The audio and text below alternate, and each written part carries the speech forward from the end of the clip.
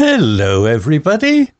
If you want to read all the stories in full, please go to www.steveuk.blog. Thank you.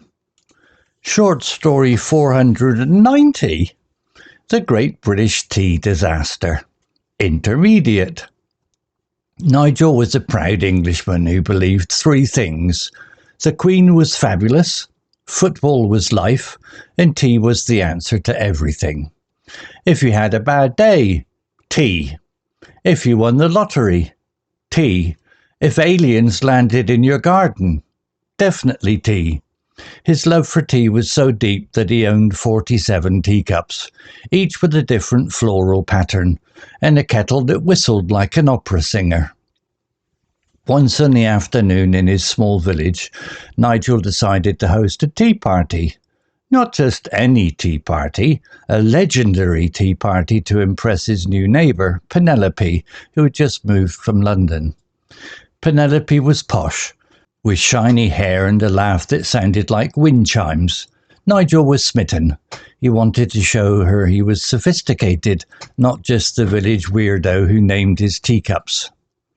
He sent out invitations to his mates.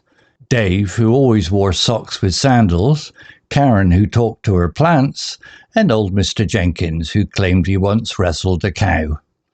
The plan was simple. Serve perfect tea, cucumber sandwiches, and scones so fluffy they'd float away.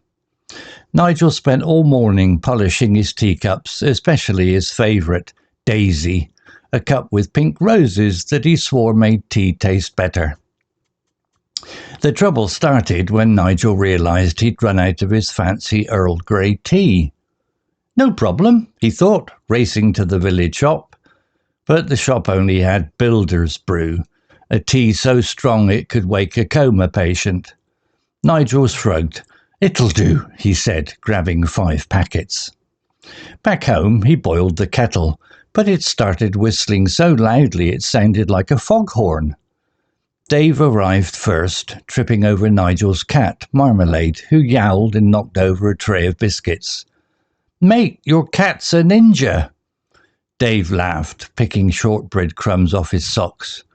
Karen arrived next, carrying a fern she insisted needed socialising. Mr. Jenkins shuffled in, muttering about how tea was better in 1973. Penelope arrived last, looking like she'd stepped out of a magazine. Nigel's heart did a somersault. "Welcome," he said, a bit too loudly, spilling tea on his trousers. Penelope smiled politely, and Nigel prayed she didn't notice the wet patch. The tea was poured, but Nigel had made a terrible mistake. Builder's brew was so strong it looked like tar. Dave took a sip and coughed. "Blimey, Nigel, this tea could strip paint." Karen sipped hers and whispered to her fern, "Don't worry, you don't have to drink it." Mr. Jenkins downed his in one go, declared, "It's smashing," and then fell asleep in his chair. Nigel panicked. Penelope hadn't touched her tea. Desperate to impress, he offered her a scone. But when he opened the tin, Marmalade leapt onto the table, grabbed a scone and sprinted off. The table wobbled and Nigel's precious Daisy teacup flew into the air. Time slowed as everyone watched it soar and crash into Penelope's lap. "Oh, bugger," Nigel yelped, diving to save the cup, but it was too late. Tea soaked Penelope's dress and Daisy was in pieces. Penelope blinked, then burst out laughing. "Well, that's one way to make tea exciting," she said, wiping tea off her skirt. Nigel wanted to disappear, but Penelope, still chuckling, said, "Nigel, this is the most fun I've had since moving here. Let's clean up and try again." Dave suggested they switch to beer. Karen's fern got a splash of tea, and Mr. Jenkins woke up shouting, "Where's the cow?" The party was a disaster, but Penelope stayed, helping Nigel glue Daisy back together. By evening they were all laughing, eating slightly soggy sandwiches and drinking weak instant coffee, because Nigel's kettle had finally given up. Penelope winked at Nigel. "Next time I'll bring the tea," she said. Nigel grinned. Maybe disasters weren't so bad after all. Vocabulary notes. Smitten, adjective. Definition: having a strong feeling of love, affection, or fascination for someone, often suddenly. Example: Nigel was smitten. This shows Nigel's sudden and strong romantic feelings for Penelope. Example sentence: when Sarah saw Tom playing the guitar, she was smitten and couldn't stop thinking about him.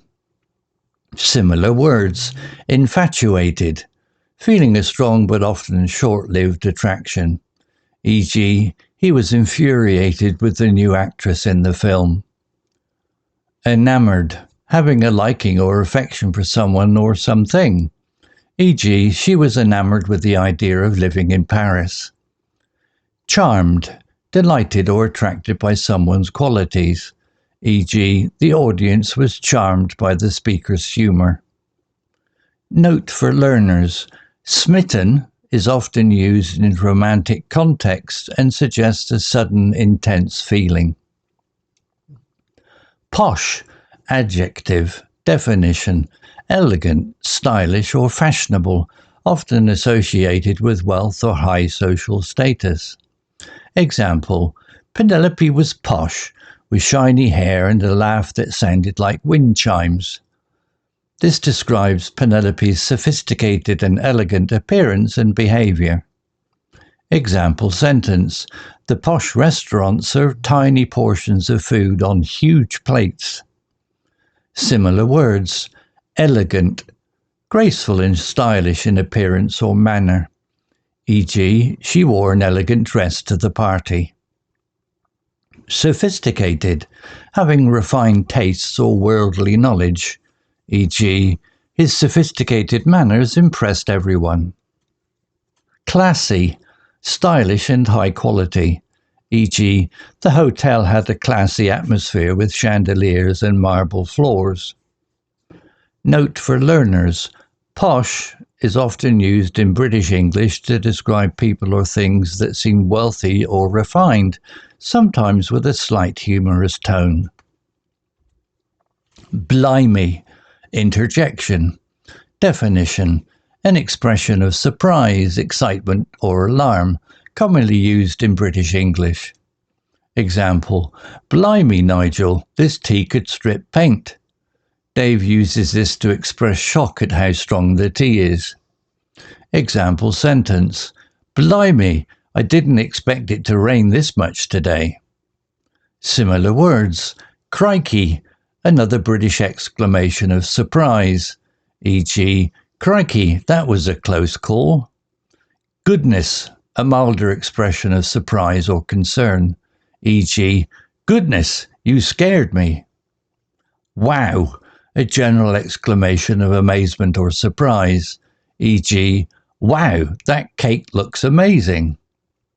Note for learners: blimey is informal and very British. It's used in casual conversation to show strong emotion, often surprise. Scone, noun. Definition: a small lightly sweetened bread or cake, often served with tea in Britain, typically eaten with butter, jam or cream.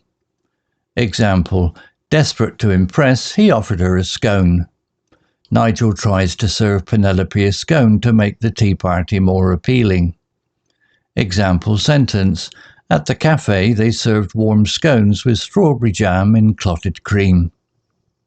Similar words: biscuit, a small baked good, sometimes similar to a scone but often crispier. E.g., she baked biscuits for the picnic. Pastry, a food made from dough, often sweet or flaky. E.g., the bakery had delicious pastries filled with fruit. Bun, a small round bread, sometimes sweet. E.g., he bought a sticky bun for breakfast.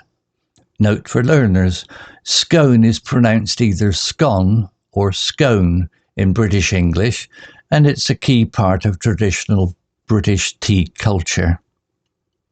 Yowled, verb, past tense of yowl. Definition: to make a loud wailing sound, often associated with cats expressing distress or anger. Example: Dave arrived first, tripping over Nigel's cat, Marmalade, who yowled and knocked over a tray of biscuits. The cat makes a loud noise after being disturbed.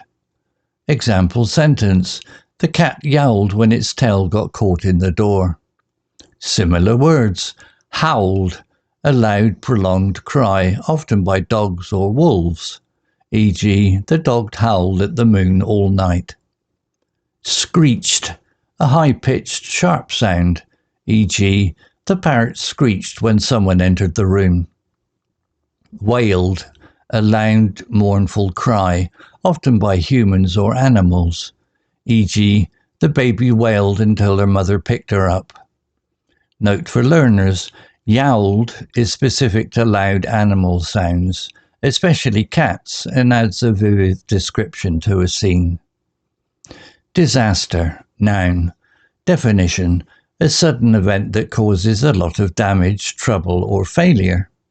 Example: the party was a disaster, but Penelope stayed, helping Nigel glue Daisy back together. The tea party goes wrong in many ways, making it a failure. Example sentence: the picnic was a disaster because it rained all day and the food got wet. Similar words: catastrophe, a major disaster or failure, e.g. the wedding was a catastrophe when the cake fell over. Fiasco, a complete and embarrassing failure, e.g. the school play was a fiasco because everyone forgot their lines. Calamity, a serious event causing distress or destruction, e.g. the storm was a calamity for the small village. Note for learners: disaster is a strong word for when things go very wrong, often used humorously for smaller failures, like in the story. Story written by Grok 3 AI.